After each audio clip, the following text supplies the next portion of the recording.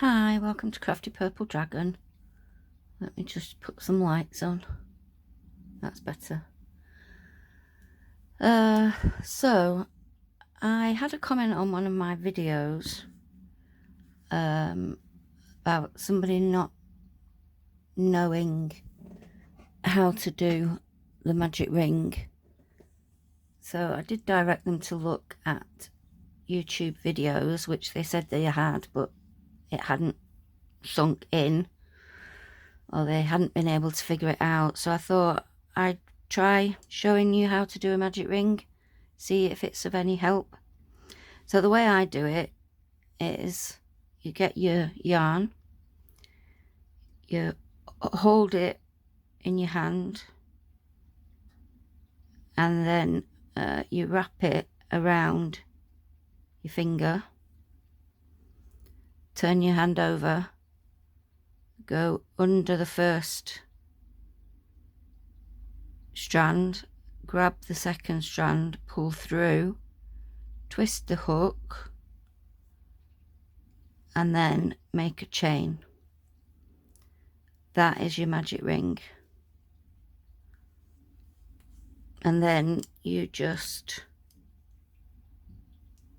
crochet into the magic ring. So let's do a few single crochets. How many is that? 4. This is the wrong size hook for this yarn, but there you go. 1, 2, 3, 4, 5. Let's do 6. So you finish doing however many you need on your first row, and then your tail end here, you simply pull that cinches up the hole in the middle, and then you can close your first round by doing a slip stitch.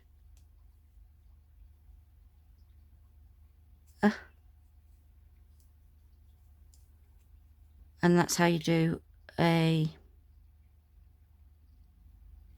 magic ring. Okay, let's do that again. So we hold our strand of yarn with our small finger, little finger and second finger. Take the yarn over the index finger and wrap it round once, and then you just cross the yarn over itself,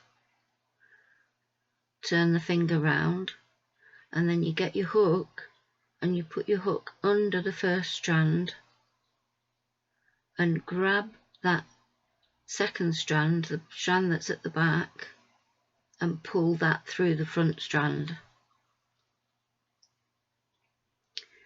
And then just to secure it, we need to twist the hook round, grab the working yarn, pull through to make a chain just to secure that loop. So there we've got our circle.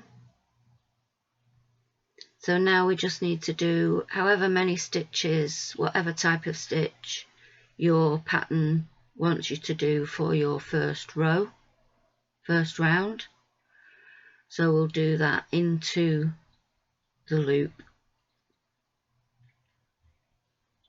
Now with amigurumi it's usually 6 single crochets into the magic ring. So we'll do 6 single crochets into the magic ring. Keeping track of counting and talking at the same time is quite difficult. I'll just check how many I've got.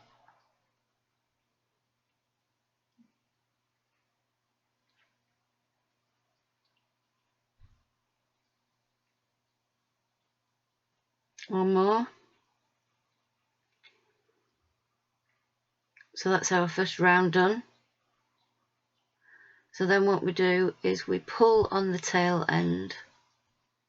So not the working yarn that's going to the ball, we pull on the tail end, and that will close the loop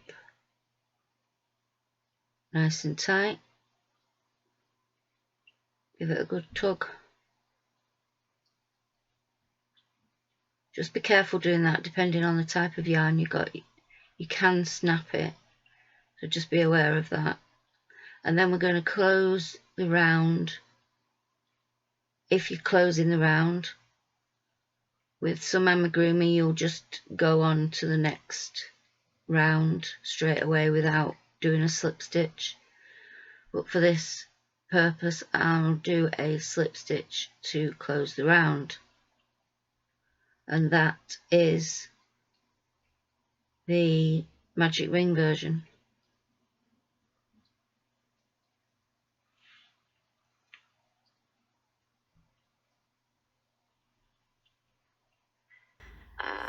However, I do what's called a double magic ring. So I'll show you that. Let's just undo this. So you start the same way. Hold the yarn around the finger, and instead of going across, I'm going to go around the finger again and then across. Turn over. Now I'm going under both these strands here and bringing that strand up. Do a chain. Now I've got a double magic ring. See, there's 2 strands in the ring and the tail. So I'm going to do the same again. I'll do a number of single crochets.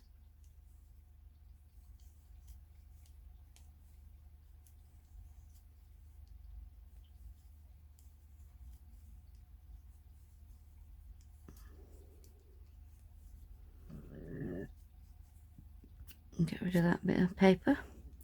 So I've done 1, 2, 3, 4, 5, 6 single crochets. Now this time, instead of pulling the tail, what we need to do first is tighten the second ring. So the way I find out which one to do is I pull this tail, and that shows me that it's this one here that started to move. So that's the one I need to pull first. So I pull that tight. So that tightens up the ring there. And then I can pull the tail. Zoop. If you do it the other way around, you won't be able to pull the loop in. And then we just, as usual, whoops, slip stitch to join the round, and that is a lot more secure than just doing a normal magic ring.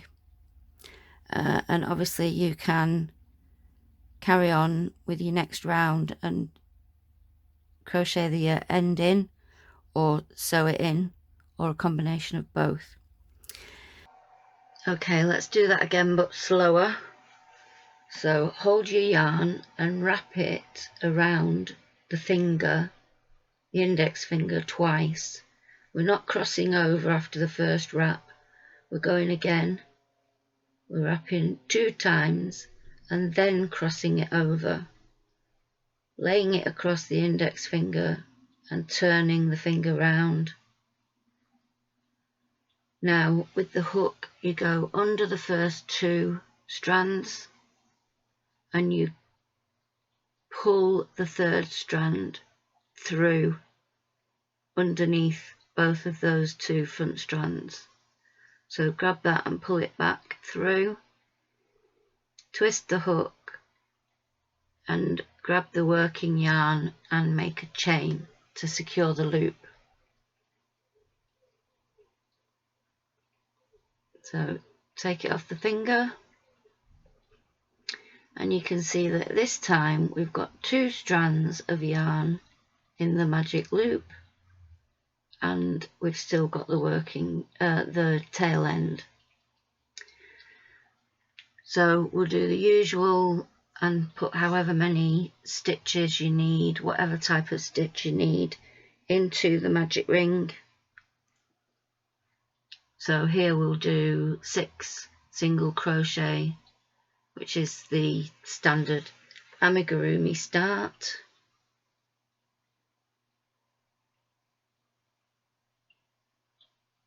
And then we'll have to close the ring in a slightly different way to the single loop version of the magic ring, because we've got those 2 loops to deal with. I'll just check how many stitches we've got.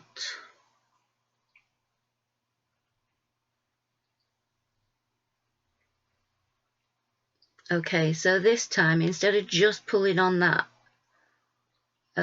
tail end and going for it, if we do that, it won't close both of those loops. So we need to identify which loop we need to pull on to close the second loop. So I pull gently on the tail end just to see which of those 2 loops moves. And then I know that that's the loop I need to pull on to close the other loop. So I can see that it's this one at the back. So I need to grab that and pull it. Now, bearing in mind that will pull the tail end if you don't pull it in the right direction, so just be careful. Pull it so that it's pulling the loop and not the tail end. So we pull that firmly to cinch in. Pull it, you can see the hole shrunk down. Pull it again to get it as tight as possible. And now we can pull on the tail end. And that's secured it. It's a double ring now. Pull it as tight as we can, bearing in mind what type of yarn you're using. We don't want it to snap. And then we can close. We either close the round with a slip stitch, or we do another, we start the next round with whatever stitch. But in this case, I'm going to do a slip stitch to join. That's the double magic ring. It's a lot more secure than a single magic ring, and I tend to prefer this. And you can either carry on with your tail end, doing your next round and crocheting over it, sew it in, or do a combination of the both, which is what I do. I'll stitch it around my crochet stitches a little bit and then sew it in as well. Now, an alternative, if you don't want to do a magic ring, is to do a chain start. So you do a slip knot. The way I do a slip knot is I hold the yarn like this, put my hook on it, twist the hook around and over the yarn, and then I do 1 chain, and that's my slip knot. Okay, I'll show you that in slow motion as well. So I hold my yarn between my first and second fingers. Oops, 1 second. Let's get it in frame. I'll put my crochet hook under the yarn, slide it down and twist the hook around and back over the yarn, and then I'll do 1 chain, and that completes the slip knot.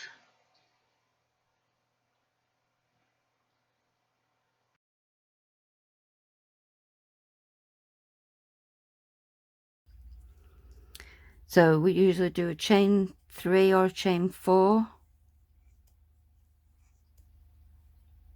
Do a chain 4, we slip stitch into the first chain, and then we've got a little circle that we can crochet into. So I'll do a chain 1, and then we'll do however many single crochets we need in the circle. So I'll do 6, 3, 4, 5, and I'm crocheting over the tail as I go. 6. We need that to be inside the stitches. We then slip stitch to join the round.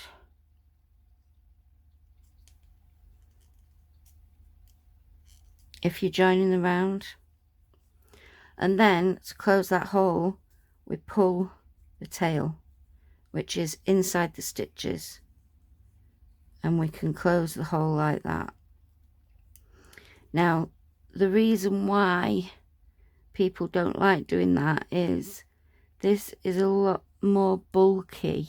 This first round is more bulky because you've got chains in it instead of just a strand of thread, yarn. Also, it doesn't necessarily cinch quite as tightly.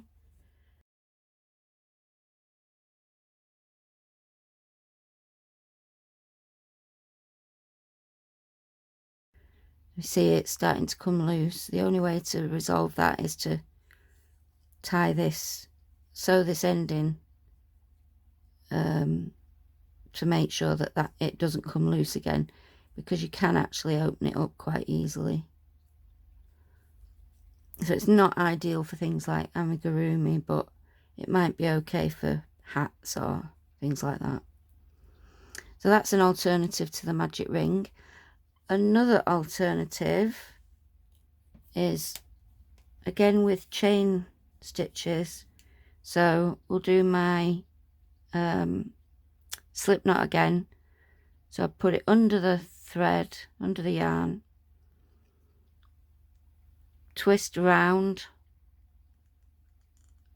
and back over the yarn, and then do a chain, and that's my slip knot. Now if we do a chain 3, and then instead of joining in the third, now this depends on what stitch you're going to use as your first stitch. So you might only want to do a chain 2 for single crochet. You might want to do a chain 4 for double crochet. So let's do a double crochet. So what we're going to do is double crochet into the first chain.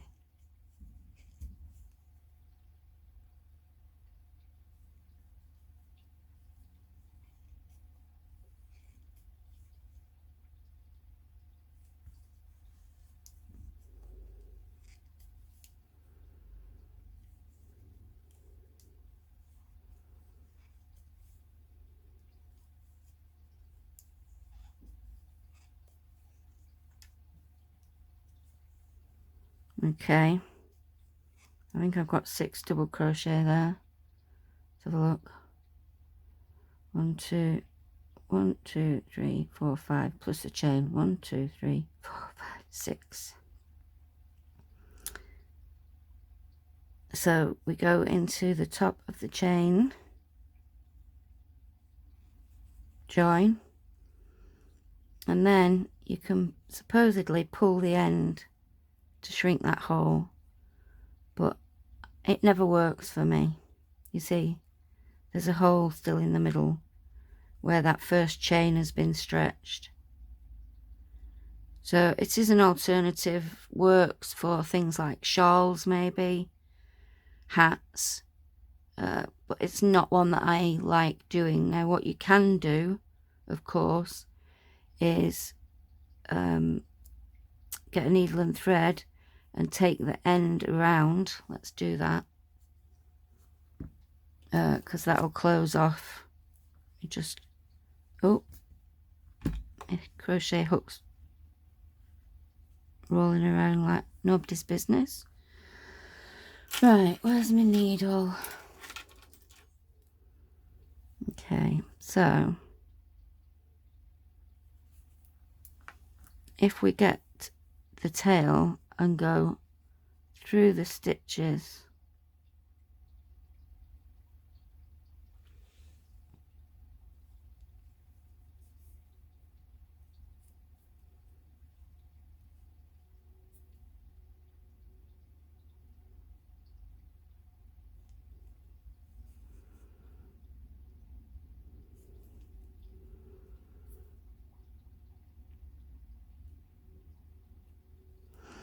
and then we can pull.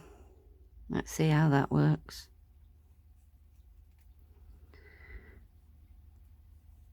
So we can cinch up the hole that way, and then you just sew your ends in. So there's a few alternatives, or the magic ring, the double magic ring, and chain start versions.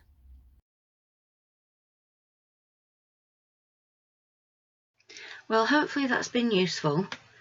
I've slowed down the footage for the magic ring and the double magic ring, so hopefully that's been a little bit more useful for you. I know I do my slip knot a bit strange as well, so I slowed that down. So yeah, thanks very much for watching, and I'll see you next time. Bye.